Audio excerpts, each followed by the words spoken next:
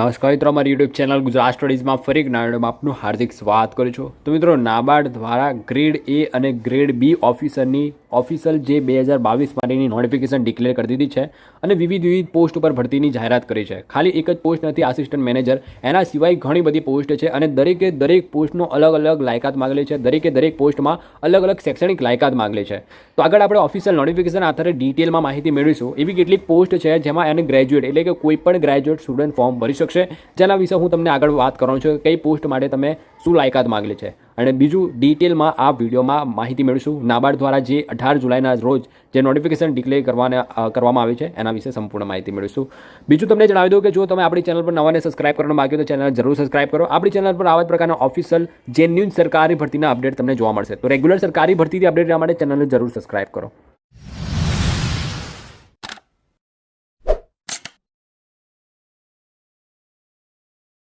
આ સ્ક્રીન ઉપર તમે જોઈ શકો કે જે નાબાર્ડ દ્વારા જે નોટિફિકેશન ડિક્લેર કરવામાં આવે છે એનું આ ઓફિશિયલ નોટિફિકેશન છે. તમે અહીંયા એડવર્ટાઇઝ નંબર પર તમે જોઈ શકો છો, જે અહીંયા એડવર્ટાઇઝ આપેલો છે. જ્યારે તમે ઓનલાઈન અરજી કરશો ત્યારે તમને ખૂબ જ ઉપયોગી થશે, ખૂબ જ મદદરૂપ થશે. આ ઓનલાઈન અરજી કરતી વખતે એડવર્ટાઇઝ નંબર ખાસ ધ્યાન રાખવાનો હોય છે, કેમ કે દરેક અલગ અલગ ભરતી માટે અલગ અલગ એડવર્ટાઇઝ નંબર હોય છે. ઓકે, હવે આગળ વાત કરીએ સૌથી પહેલાં આપણે ઇમ્પોર્ટન્ટ ડેટ્સ વિશે કે ક્યારથી ફોર્મ ભરવાના શરૂ થાય છે અને એના વિશે. તો અહીંયા સ્ક્રીન ઉપર તમે જોઈ શકો છો કે જે ફોર્મ ભરવાનું 18 જુલાઈથી સ્ટાર્ટ થઈ ગયું છે. 18 જુલાઈથી ફોર્મ ભરવાનું સ્ટાર્ટ થયું છે અને જે ફોર્મ ભરવાની છેલ્લી તારીખ આપેલી છે 7 ઓગસ્ટ 2022 ફોર્મ ભરવા માટેની છેલ્લી તારીખ આપેલી છે. એટલે કે આજથી ઓનલાઈન અરજી કરવાનું શરૂ થઈ ગયું છે. પરંતુ વિડીયો ખાસ અંત સુધી જોજો કે તમે કઈ પોસ્ટ માટે એલિજિબલ છો અને કઈ પોસ્ટ માટે શું શૈક્ષણિક લાયકાત માંગી છે એ ખાસ જાણવું જરૂરી છે. આ વિડીયો જોયા પછી તમે ઓનલાઈન અરજી કરી શકો છો. લાસ્ટમાં હું એ પણ બતાવીશ કે કેવી રીતે તમારે ઓનલાઈન અરજી કરવાની રહેશે. ઓકે, હવે આગળ વાત કરીએ ઇમ્પોર્ટન્ટ ડેટ્સમાં.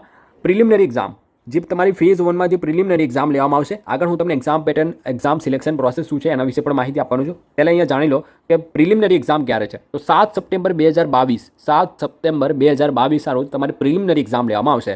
પ્રિલિમિનરી એક્ઝામમાં સિલેબસ શું હશે એ પણ હું આગળ વાત કરવાનો છું.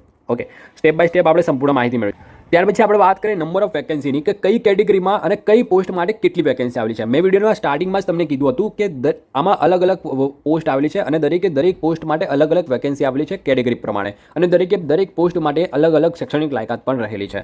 હવે અહીંયા તમે જોઈ શકો અહીંયા પોસ્ટ નેમમાં કે કઈ પોસ્ટ આવેલી છે.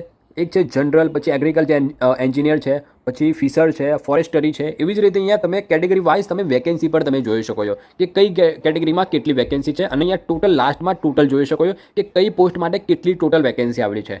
ઓકે, હવે બીજું એક તમને પ્રશ્ન થશે કે તમારી કેટેગરીમાં જો કોઈ વેકેન્સી ના હોય તો પણ તમે ફોર્મ ભરી શકો છો. ખાસ યાદ રાખજો, તમારી કેટેગરીમાં વેકેન્સી ના હોય ને તો પણ ફોર્મ ભરી શકશો જો તમે એ પોસ્ટ માટે એપ્લાય કરવા માંગતા હોવ તો. ઓકે, દરેક પોસ્ટના નામ લેવા પોસિબલ નથી. તમે અહીંયા જોઈ શકો છો કઈ પોસ્ટ માટે શું કેટલી વેકેન્સી છે. આગળ હું તમને દરેક પોસ્ટ વાઇઝ તમને શૈક્ષણિક લાયકાત જણાવીશ, એટલે તમને ખ્યાલ આવી છે કે કઈ પોસ્ટ છે. ટોટલ પોસ્ટની વાત કરીએ તો ટોટલ જે વેકેન્સી આવેલી છે ઓલ ઓવર 161 વેકેન્સી આવેલી છે. ટોટલ જે વેકેન્સી આવેલી છે અહીંયા જોઈ શકો. યસ, રાઈટ, ટોટલ 161 વેકેન્સી આવેલી છે. 161 વેકેન્સી આવેલી છે દરેક પોસ્ટ વાઇઝ અને કેટેગરી પ્રમાણે. હવે આપણે વાત કરીશું એજ્યુકેશન ક્વોલિફિકેશન વિશે કે શૈક્ષણિક લાયકાત શું માંગેલી છે. તો અહીંયા જોઈ શકો છો જે એકેડેમિક ક્વોલિફિકેશન આપેલા છે ગ્રેડ એની જેટલી પણ પોસ્ટ છે એમાં સૌથી પહેલાં આપણે જોયું હતું જનરલની જે પોસ્ટ છે એમાં કોઈ પણ અહીંયા તમે વાંચી શકો છો bachelors degree in any subject from a recognise university with minimum 60% marks.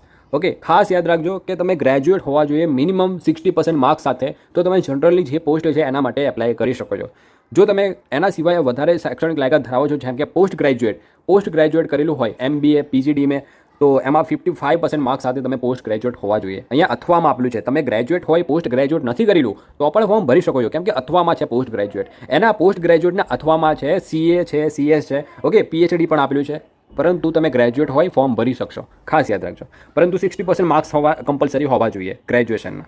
Okay, ત્યાર પછી સેકન્ડ નંબરની જે પોસ્ટ છે એગ્રીકલ્ચર એન્જિનિયરિંગ. હવે એગ્રીકલ્ચર એન્જિનિયરિંગમાં કોણ એપ્લાય કરી શકશે? તો bachelors degree in agriculture engineering with 60% સાથે, અથવા તો તમે post graduate degree in agriculture એન્જિનિયરિંગમાં પોસ્ટ ગ્રેજ્યુએટ થયેલા હોય તો એમાં પણ 55% માર્ક્સ માંગેલા છે. ઓકે, જો તમે માત્ર એગ્રીકલ્ચર એન્જિનિયરિંગમાંથી ગ્રેજ્યુએટ થયેલા હોય તો 60% માર્ક્સ હોવા જોઈએ. ત્યાર પછીની જે આગળની પોસ્ટ છે એ ફિશર્સની છે, જે એમાં જોઈ શકો છો કે એમાં શૈક્ષણિક લાયકાત શું માંગેલી છે. તો bachelors degree in fisher section from a recognise university, એમાં પણ વિથ 60% માર્ક્સ સાથે તમે આ કોર્સ કરેલો હોવો જોઈએ, અથવા તો તમે પોસ્ટ ગ્રેજ્યુએટ હોય આ ફિલ્ડમાં તો પણ તમે ફોર્મ ભરી શકો છો. આગળની પોસ્ટની વાત કરીએ ફોરેસ્ટરી. હવે ફોરેસ્ટરી માટે શું શૈક્ષણિક લાયકાત માંગેલી છે? તો bachelors degree in forestry from recognise university with 60% marks સાથે તમે ફોરેસ્ટરીનો કોર્સ કરેલો હોવો જોઈએ.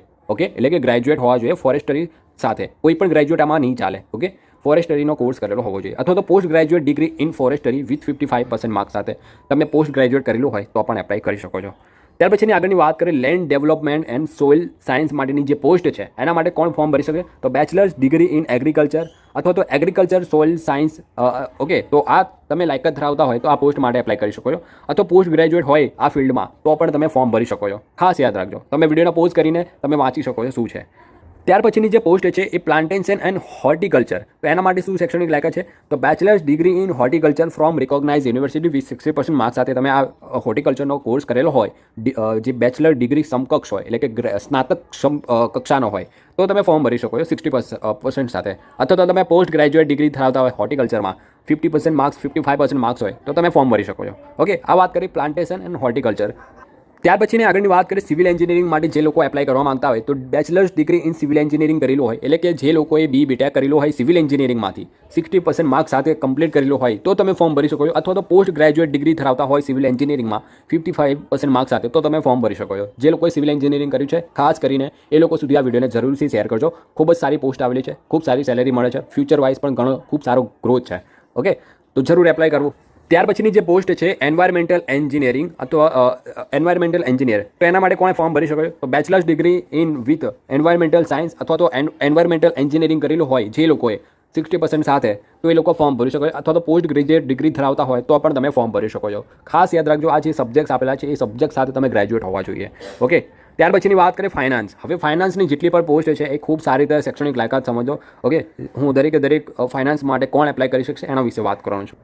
હવે સૌથી પહેલાં તો અહીંયા જોઈ શકો છો કે BBA કરેલું હોય, જે લોકોએ BBA કરેલું હોય અથવા તો BMS કરેલું હોય તો તમે આનું ફોર્મ ભરી શકો છો. ફાઇનાન્સની પોસ્ટ માટે એલિજિબલ છો, BBA કરેલું હોય અથવા તો BMS બંનેમાંથી કોઈ પણ એક, અને સાથે 60% સાથે હોવું જોઈએ. ખાસ યાદ રાખજો, પર્સન્ટેજ મસ્ટ રિક્વાયર્ડ પર્સન્ટેજ આ પ્રમાણે હોવા જોઈશે. BBA કરેલું હોય અથવા તો BMS કરેલું હોય ફોર્મ ભરી શકો છો. જો તમે એ નથી કરેલું તો તમે 2 વર્ષનો, જો તમે BBA અથવા તો BMS નથી કરેલું તો 2 વર્ષનો full time PG diploma in management ફાઇનાન્સમાં તમે ડિપ્લોમા કોર્સ કરેલો હોવો જોઈએ 2 વર્ષનો, અથવા એ પણ નથી તો ફૂલ ટાઈમ MBA કરેલું હોય 55% સાથે MBA ક્લિયર હોય તો તમે એપ્લાય કરી શકો છો. ઓકે, તો આ પ્રમાણેની લાયકાત માંગેલી છે ફાઇનાન્સમાં. જો તમે આ પ્રમાણેની લાયકાત પણ નથી ધરાવતા તો એના અથવામાં અહીંયા આપેલું છે અથવામાં કે bachelor of financial and investment analysis નો કોર્સ કરેલો હોવો જોઈએ અને 60% સાથે કમ્પ્લીટ હોવું જોઈએ તો પણ તમે ફોર્મ ભરી શકો છો. જો તમે એ પણ નથી ધરાવતા, એ પણ લાયકાત નથી ધરાવતા તો એના પણ અથવામાં અહીંયા તમે જોઈ શકો છો, એના પણ અથવામાં આપેલું છે bachelor degree in any discipline, એટલે કે કોઈ પણ ગ્રેજ્યુએટ હોય પરંતુ સાથે સાથે તમે membership of institute of chartered account એટલે કે CA નો કોર્સ કરેલો હોવો જોઈશે. ઓકે, તો આ પ્રમાણેની લાયકાત ધરાવતા હોય તો તમે ફોર્મ ભરી શકો છો. એના પણ અથવામાં આપેલું છે, તમે વિડીયોને પોઝ કરીને જોઈ શકો છો. જે લોકોએ BBA અને BMS કરેલું એ લોકો જરૂરથી એપ્લાય કરી શકે છે. ત્યાર પછીની વાત કરીએ આગળની જે પોસ્ટ છે એ કોમ્પ્યુટર અથવા તો ઇન્ફોર્મેશન ટેકનોલોજી IT. ઓકે, જે લોકોએ bachelor degree in computer science અથવા તો કોમ્પ્યુટર ટેકનોલોજી અથવા તો કોમ્પ્યુટર એપ્લિકેશન અથવા તો ઇન્ફોર્મેશન ટેકનોલોજી આ પ્રમાણેના કોર્સ કરેલા હોય અને 60% સાથે કમ્પ્લીટ હોય તો તમે આ પોસ્ટ માટે એપ્લાય કરી શકો છો. ફરી એકવાર કહું છું, જે લોકોએ કોમ્પ્યુટર સાયન્સ કરેલું હોય, કોમ્પ્યુટર ટેકનોલોજી એટલે કે કોમ્પ્યુટર એન્જિનિયર હોય, BSc કોમ્પ્યુટર સાયન્સ કરેલું હોય, કોમ્પ્યુટર એપ્લિકેશન એટલે કે BCA કરેલું હોય એ લોકો પણ ફોર્મ ભરી શકશે. અથવા તો તમે અહીંયા પોસ્ટ ગ્રેજ્યુએટ હોય તો પણ તમે ફોર્મ ભરી શકો છો, પોસ્ટ ગ્રેજ્યુએટ નથી તો પણ ફોર્મ ભરી શકો છો. તો આ પ્રમાણેની લાયકાત માંગેલી છે. હવે આગળની જે પોસ્ટ છે એગ્રીકલ્ચર માર્કેટિંગ, અહીંયા તમે જોઈ શકો છો આગળની જે પોસ્ટ છે એગ્રીકલ્ચર માર્કેટિંગ અથવા તો એગ્રીકલ્ચર બિઝનેસ મેનેજમેન્ટ. તેમાં શું શૈક્ષણિક લાયકાત માંગેલી છે? તો bachelor degree in agriculture marketing અથવા તો એગ્રીકલ્ચર બિઝનેસ મેનેજમેન્ટમાં તમે કરેલું હોવું જોઈએ બેચલર ડિગ્રી, 60% માર્ક્સ સાથે કમ્પ્લીટ હોવું જોઈએ, અથવા તો પોસ્ટ ગ્રેજ્યુએટ કરેલું હોય અથવા તો 2 વર્ષનો પોસ્ટ ગ્રેજ્યુએટ ડિગ્રી અથવા તો પોસ્ટ ગ્રેજ્યુએટ ડિપ્લોમા અથવા તો MBA ઇન એગ્રીકલ્ચર માર્કેટિંગ આ પ્રમાણેની લાયકાત ધરાવતા હોય તો તમે એપ્લાય કરી શકો છો. ઓકે, ત્યાર પછીની આગળની પોસ્ટની વાત કરીએ ડેવલપમેન્ટ મેનેજમેન્ટ. ત્યાર પછીની જે પોસ્ટ છે ડેવલપમેન્ટ મેનેજમેન્ટ, એમાં જે લાયકાત માંગેલી છે bachelor degree in social work, development management અથવા તો ડેવલપમેન્ટ સ્ટડીઝ વિથ 60% માર્ક્સ સાથે કમ્પ્લીટ હોવી જોઈએ, અથવા તો પોસ્ટ ગ્રેજ્યુએટ હોય તો પણ ફોર્મ ભરી શકો છો. ત્યાર પછીની જે પોસ્ટ છે assistant manager in grade A રાજભાષા. હવે એમાં શું શૈક્ષણિક લાયકાત માંગેલી છે? તમે એક તો ગ્રેજ્યુએટ હોવા જોઈએ, સાથે ઇંગ્લિશ અને હિન્દી મીડિયમ સાથે કમ્પ્લીટ હોવું જોઈએ. Okay, English and Hindi as a subject compulsory or elective subject with a minimum 60%. ખાસ યાદ રાખજો, bachelor degree in recognise university in English અથવા તો હિન્દી સાથે હિન્દી મીડિયમમાં કમ્પ્લીટ હોવું જોઈએ અને હિન્દી અને ઇંગ્લિશ એઝ અ કમ્પલસરી અથવા તો ઇલેક્ટિવ સબ્જેક્ટ હોવો જોઈએ વિથ 60% સાથે. ઓકે, હું શું કહેવા માગું છું તમે સમજી શકશો. અથવા તો જો તમે આ પ્રમાણેની લાયકાત નથી ધરાવતા તો તમે પોસ્ટ ગ્રેજ્યુએટ ડિપ્લોમા ઇન ટ્રાન્સલેશનનો મિનિમમ 1 યરનો હિન્દી અથવા તો ઇંગ્લિશ એન્ડ વાઇઝ આ પ્રમાણેની લાયકાત ધરાવતા હોય, પોસ્ટ ગ્રેજ્યુએટ ડિપ્લોમા કોર્સ કરેલો હોય ટ્રાન્સલેશનનો, તો તમે એપ્લાય કરી શકો છો. અથવા તો તમે આમાંથી કોઈ પણ એક લાયકાત નથી ધરાવતા અને તમે માત્ર માસ્ટર ડિગ્રી ધરાવો છો હિન્દીમાં 60% સાથે કમ્પ્લીટ હોય તો તમે એપ્લાય કરી શકો છો. અથવા તો ઇંગ્લિશમાં માસ્ટર ડિગ્રી કરેલું હોય તો પણ તમે ફોર્મ ભરી શકો છો. હવે અહીંયા બધી જગ્યાએ તમે જોયો હશે જે પણ પોસ્ટ માટે ત્યાં દરેક જગ્યાએ 60% સાથે અથવા તો 55% માર્ક્સ માંગેલા છે. તો અહીંયા તમે ક્લાસ આપેલા છે, ઘણા એવા ઇન્સ્ટિટ્યૂટ છે જે ક્લાસ આપતા હોય છે, બરાબર, અથવા તો CGPA અથવા તો CPI અથવા તો એ પ્રમાણેના માર્ક્સ આપતા હોય છે. તો એમાં અહીંયા તમે કન્વર્ટ અહીંયા આપેલું છે એ જોઈ શકો છો. જો તમારો ફર્સ્ટ ક્લાસ હોય તો તમારે 60%, જો તમારો સેકન્ડ ક્લાસ હોય તો 55% ગણવા. ઓકે, અથવા તો તમારા 6.75 CPI હોય, CGPA હોય અથવા CPI હોય તો તમારે 60% માર્ક્સ ગણવા. એ તમે વિડીયોને પોઝ કરીને સમજી શકો છો ખૂબ સારી રીતે. ઓકે, ત્યાર પછીની વાત કરીએ એજ ક્રાઇટેરિયાની કે એજ ઉંમર કેટલી હોવી જોઈએ. તો અહીંયા તમે જોઈ શકો છો મિનિમમ તમારા 21 વર્ષ હોવા જોઈએ અને મેક્સિમમ 30 વર્ષ ઉંમર માંગેલી છે. મિનિમમ તમારા 21 વર્ષ પૂરા હોવા જોઈએ. બાકીની જે સરકારના નિયમ છે એ પ્રમાણે તમને ઉંમરમાં છૂટછાટ મળી જાય છે 5 વર્ષ 3 વર્ષની એ પ્રમાણે. ઓકે, હવે વાત કરીશું પ્રિલિમિનરી એક્ઝામનો જે સિલેબસ છે, જે સપ્ટેમ્બર મહિનામાં તમારી પ્રિલિમિનરી એક્ઝામ લેવાની છે, તો એનો અહીંયા સિલેબસ આપેલો છે. ઓકે, અહીંયા કઈ પોસ્ટ આપેલી છે એ પોસ્ટનો અહીંયા આપેલો છે સિલેબસ. ઓકે, તમે આગળ મેં બતાવ્યું એ પ્રમાણેની પોસ્ટ છે, રાજભાષા છે, પછી RDBSના અંડરમાં જે પોસ્ટ આવે છે બધી પોસ્ટ માટે આ સિલેબસ રહેશે. જેમાં તમે જોઈ શકો ટોટલ અહીંયા તમે જોઈ શકો 200 માર્ક્સની પેપર હશે અને અહીંયા 8 સેક્શનમાં તમને પ્રશ્ન પૂછવામાં આવશે. વર્ઝન કઈ લેંગ્વેજમાં તમને પ્રશ્નપત્ર મળશે તો બેંગાલી છે, હિન્દી એન્ડ ઇંગ્લિશ છે. તો આ પ્રમાણેની લેંગ્વેજમાં તમને ક્વેશ્ચન પેપર જોવા મળશે. ગુજરાતીમાં તમને નહીં મળે. ઓકે, હિન્દી અને ઇંગ્લિશ અને બેંગાલી છે. બાકી અહીંયા તમે ટાઈમ જે આપવામાં આવે છે 120 મિનિટનો તમને સમય આપવામાં આવશે. 200 પ્રશ્ન સોલ્વ કરવા માટે 200 માર્ક્સ રહેશે અને 120 મિનિટ તમને સમય આપવામાં આવશે. MCQ ટાઈપના પ્રશ્નો રહેશે. કેવા ટાઈપના? MCQ ટાઈપના ટોટલ પ્રશ્નો રહેશે.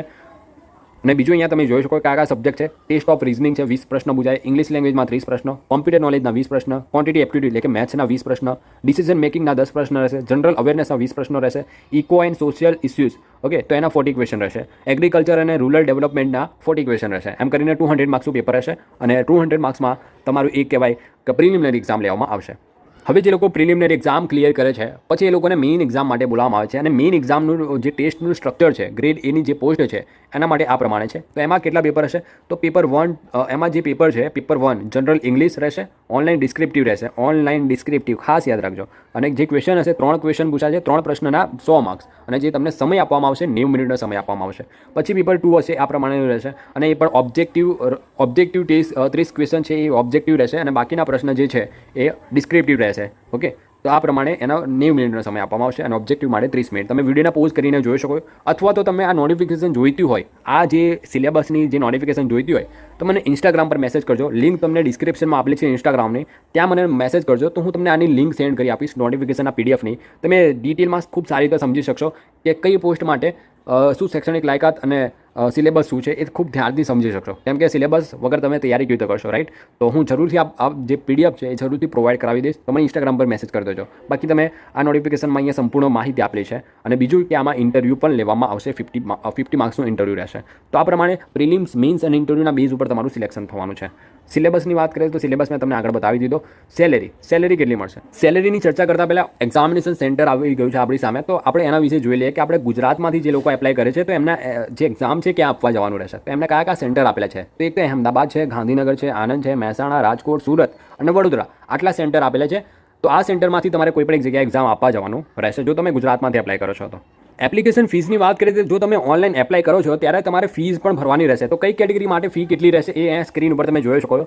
અહીંયા જોઈ શકો છો કે કેટેગરી ઓફ એપ્લિકેન્ટ, જે લોકો SC ST અથવા તો PWD કેન્ડિડેટ છે એ લોકોને ટોટલ 150 રૂપિયા ફી ભરવાની છે. બાકીના જેટલા પણ છે એ લોકોને 800 રૂપીસ ફી ભરવાની રહેશે.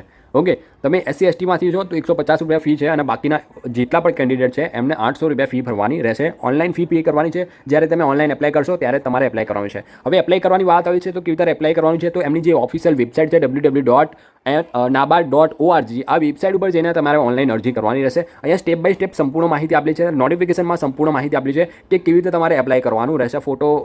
જે ફોટો સ્કેનર છે કેવી રીતે વગેરે ડિટેલ્સ કઈ રીતે ફિલ કરવાની છે, સંપૂર્ણ માહિતી અહીંયા આપેલી છે એપ્લાય કરવા માટેની. તો જે વેબસાઇટ છે nabard.org/career, આ વેબસાઇટ તમારે ઓનલાઈન ગૂગલ પર સર્ચ કરવાની રહેશે. ઓકે, અને બીજું નોટિફિકેશનની પીડીએફ માટે મને ઇન્સ્ટાગ્રામ પર મેસેજ કરજો, હું જરૂરથી આ નોટિફિકેશન પ્રોવાઈડ કરાવી દઈશ તમને. બસ તો મિત્રો વિડીયો આટલો જ રાખીએ. વિડીયો ઓલરેડી ઘણો લાંબો થઈ ગયો છે, તો આપણે વિડીયોને અહીંયા જ આપણે સમાપ્ત કરીએ છીએ. જો તમને કોઈ પ્રશ્ન હોય, કોઈ ડાઉટ હોય તો મને કોમેન્ટ સેક્શનમાં કોમેન્ટ કરીને પૂછી શકો, અથવા તો મને ઇન્સ્ટાગ્રામ પર મેસેજ કરીને પૂછી શકો.